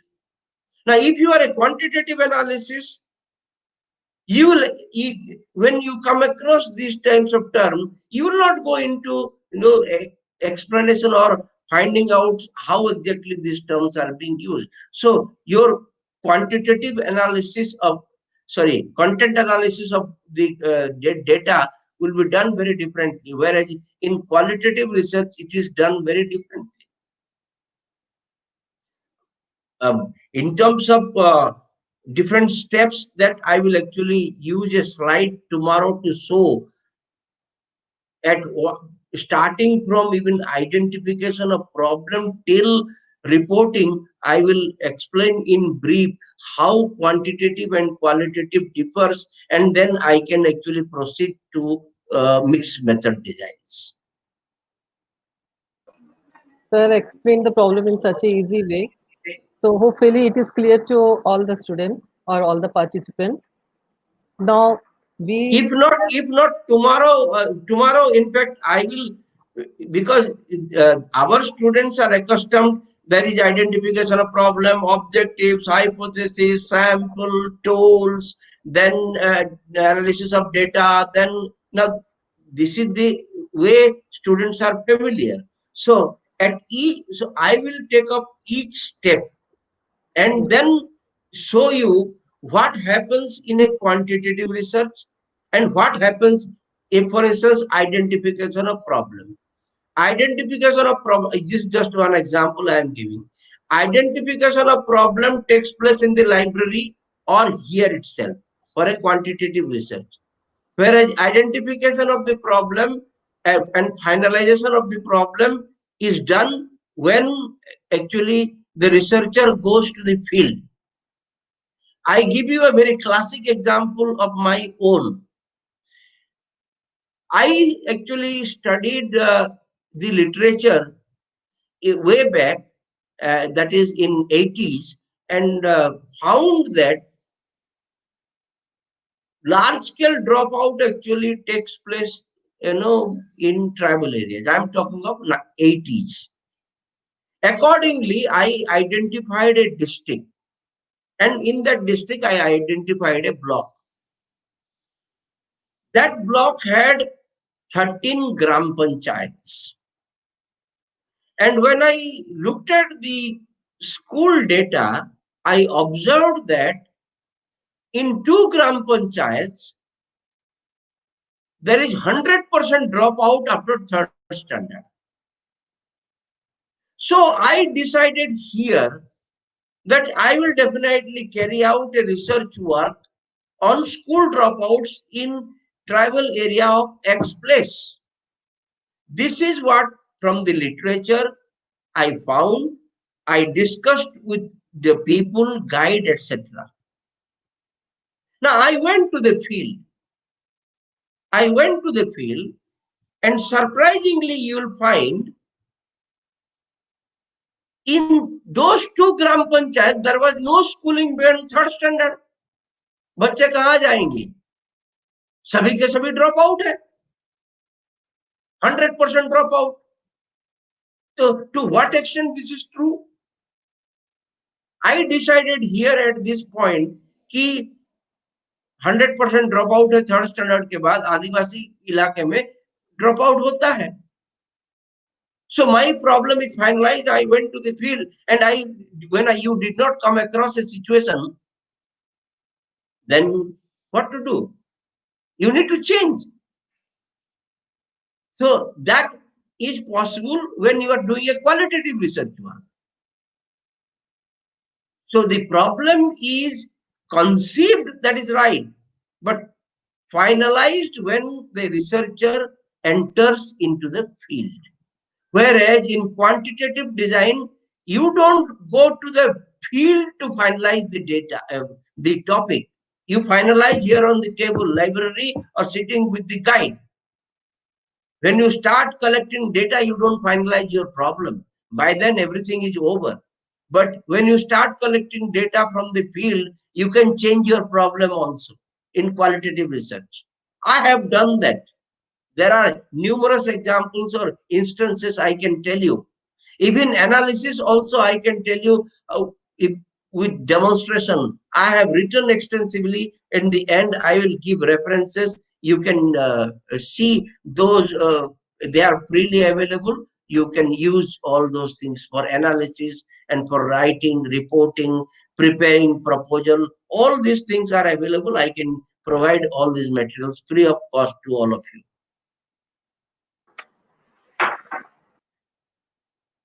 Yes. Thank you, sir. Sir, tomorrow I will take up. Okay. Yeah, so there is one problem. Much of the students are from the Hindi medium background. Oh, yes.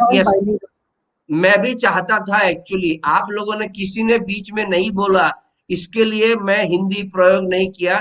I will make it A point कि हिंदी का मैं प्रयोग करूंगा. Actually मुझे भी doubt था, मैं actually कई बार, बट देन सिंस किसी ने बीच में मुझे इंटरप्ट करके कि कहीं पे ये नहीं बोला कि सर आप जरा हिंदी भी बोलिए. Actually I would have love to speak even, but not that chaste Hindi है जो जो जी जो सर. हिंदी में बोल पाता हूँ. जी आप सर. लोगों के टर्मिनोलॉजी इंग्लिश में यूज करूंगा, लेकिन I can explain things in Hindi in a much more meaningful manner. That much ability I have. And okay, I will do it. I will make it a point tomorrow. 75 to 80% Hindi and 20% English. Thank you, sir. Thank you very much. So every points are cleared very nicely and very clearly. Now we have come to an end of the first day session. Tomorrow we will join at 12 p.m. and the link is already displayed in the chat box. Sir, till that, goodbye, stay safe and stay healthy. Same, the same only, no? Same link. Yeah, sir. Okay. Already in chat So, box it is given, sir. It is displayed. okay. Okay. Okay, sir. So I will actually start with this difference between these two and then go to mixed method. Yes, sir. Yes, sir. And I will, as far as possible, I will use Hindi terminology little more. Okay, sir. And, and